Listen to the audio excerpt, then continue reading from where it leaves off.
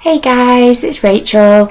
I know I didn't make a video last week. I was in Oslo seeing Lady Gaga again, and obviously I didn't get the chance to make a video.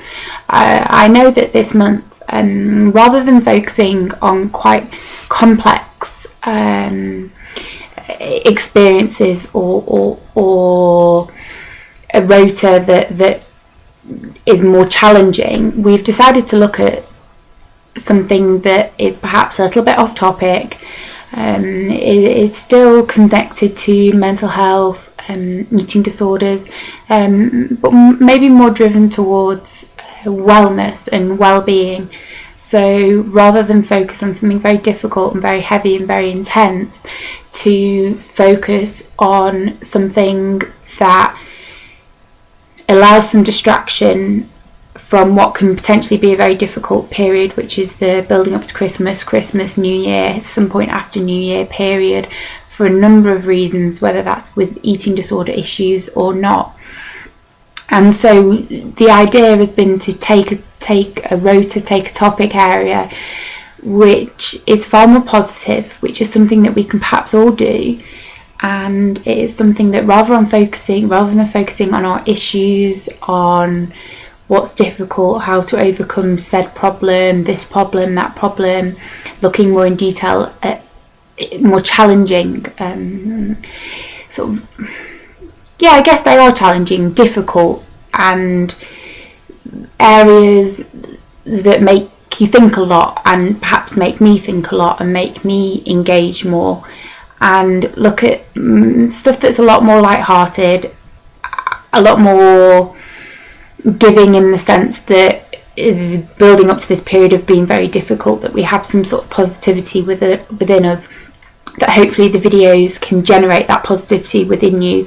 Hopefully they can arm you a little bit with reasons as to what is out there, what within you, what around you is very positive and inspiring for you, to take away that very difficult sense of fear, guilt, anxiety, worry that Christmas can hold, and New Year. And the rota started, when did the rota start? Did it start last week or the week before? I can't quite remember. You know what I'm like with my memory. But I do know that this week we're going to be looking at the perks of being recovered. It is a video that has been done by myself. Sorry, I'm just trying to dress myself. That has been done by myself, by the others, I'm sure a number of times over, but I think it is a topic that perhaps always breeds new ideas, different positivities.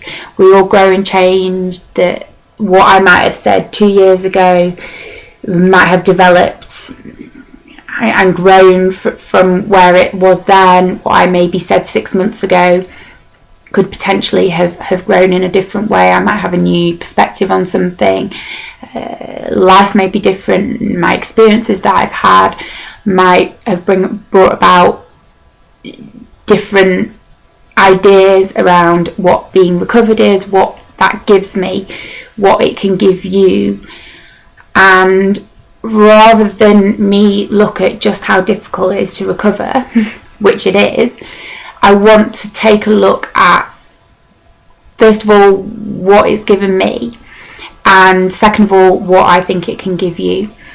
And for me now, the recovery from my eating disorder goes way back. Way back to 2004, a relapse in 2007, and things have been fine since. My weight fluctuates massively. It just, I don't know why, it just does. But that hasn't, if anybody has noticed that on the channel, that has had nothing to do with my eating disorder. Being recovered from an eating disorder is like a freedom you can never imagine, okay? And when I hear people talk about how fat they feel, how much they hate their body, how much they wish they could be somebody else, Okay, what I would say to you is that rather than wasting your time thinking, I wish, I want to look like this, I want to look like that, rather than wasting your time flicking through pictures, magazines, whatever it is that you do, and thinking, I want to look like that, you're just wasting energy. I know of people who can spend a whole day just looking at pictures of, I don't know, models, Victoria's Secret models, wishing that they had that body. And I cannot articulate enough that from an outsider's point of view, despite having had an eating disorder, what the biggest waste of time that is. Not only is it a huge amount of waste of time, it's just how you are never going to be anybody but yourself. And so even for me, and some might say it's easy for me to say, because I'm recovered, I don't want to be anybody else. I don't want to look like anybody else. I am comfortable in my body. I may sometimes get distressed if my body weight changes, but only because I don't like that idea. I don't like those shifts, because being stable, my weight being stable, my clothes size being stable is all part of what being recovered is for me. But with medication, with anxiety, with mental health problems, with mood issues, I have to deal with that balance. And I just have to be very, very careful in the sense that I don't allow it to impact me, because if I did allow it to impact me, it could be something potentially incredibly dangerous given what I've had. So when I hear of people talking about wanting to have a different type of body, what my mind now does is think, but I want to look like you. Okay, so I'm not looking at pictures, I never have done actually, even before I was ill, of these models or of other people. I know people who have been to certain schools and there is a certain look that is required for them to be dancers, models, whatever, that seeing them that uncomfortable in their body not only deeply saddens me, but also makes me appreciate just how lucky I feel to have recovered. And yes, I am the one who has recovered. I'm the one who has fought through this. But I feel completely comfortable in my body. I don't feel conscious of it. There may be times when I feel self-conscious, but that's more to do with my psychological issues concerning me being a woman, in the sense that if I feel like a piece of meat, literally. I wore a catsuit to the show in Oslo, and it wasn't anything to do with my weight that made me self-conscious. I just was conscious because it made me feel vulnerable.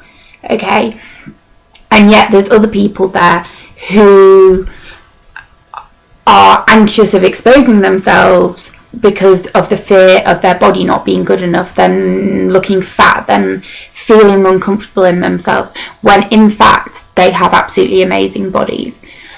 And if you can step out of that place, okay, from just obsessing over wanting to be somebody else, then that will give you the chance, and it's what being recovered does for you, to look at something outside of your physicality, basically. So if you're not spending your days wishing that your body looked like somebody else, you could be productively spending your day writing, drawing, painting, taking pictures, laughing with friends, going out for dinner, spending time with family, traveling places. You could be doing all these things that are nothing to do with your physicality.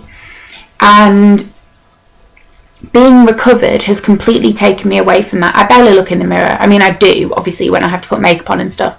And when I get dressed, I tend to just throw on what I need. I actually don't think I looked in a mirror once when I was in Oslo. There was a head mirror in the bathroom, and was there a full-length mirror? I don't even know, but it wasn't a purpose thing. It was just that I don't feel so conscious of looking a certain way that I can't do that. And what you will find within eating disorders is that people either live in the mirror or live outside of the mirror. So they either spend their life looking in it, or they spend their life avoiding it. And it's all these types of things which being recovered is positive for. You know, I can do all the things I want to do now. I can travel to, like I'd been in Oslo. I know that I will be able to find food and eat food, whatever it is, because I have no hang-ups about food. Obviously, I'm vegetarian, but I can eat, I can go to wherever, and I'll just have to deal with the fact that this is where I'm going to have to eat, that is what I'm going to have to eat, which is the same as what I did in 2005 when I went travelling. It takes all of that away. It means that I don't have to worry about the clothes I put on every day. I just have to make sure I'm warm, as it was -20. I don't have to be conscious about walking about in my underwear, which I do all the time. I don't have to be...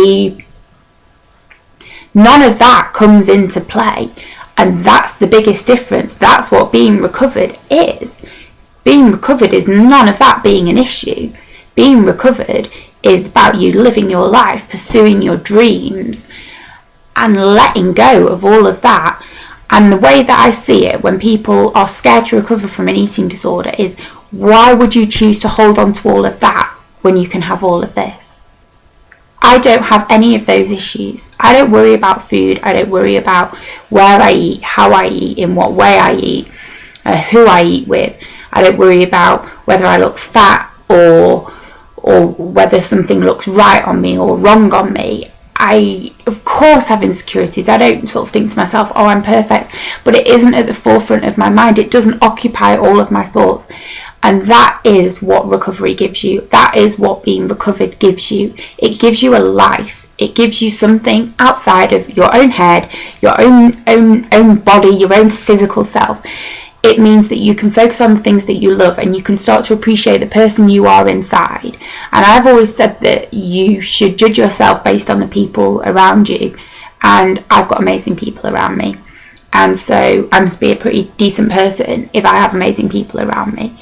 And that's what you need to look at. And if you are still very isolated, it's building up that circle of people who you admire, you feel are incredibly good for you, who make you feel good, that you think, well, this person, that person, and this other person find me to be amazing. My goddaughter Alicia, need to hurry up with this, but she had to at Brownies write about a role model, whether that was famous or not, and the reasons why. And she did that about me, and she listed some things that I'd never thought about for myself, and one of those was being funny, which, yes, I laugh a lot and I joke a lot, but I've never considered myself to be funny.